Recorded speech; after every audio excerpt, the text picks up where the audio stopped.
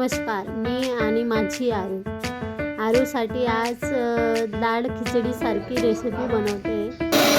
मुगाची डाळ घेतली, तांदूळ घेतले, चांगले स्वच्छ धुवून घेतले, त्यानंतर त्यांना 1 तास पाण्यात भिजायला ठेवले। नंतर त्याची चांगली बारीकसर प्युरी बनवून घेतली। नंतर मग प्युरी बनवून घेतली, मग पातेल्यात तूप टाकलं, तुपानंतर ती प्युरी टाकली। प्युरीनंतर थोडंसं जास्त पाणी टाकायचं।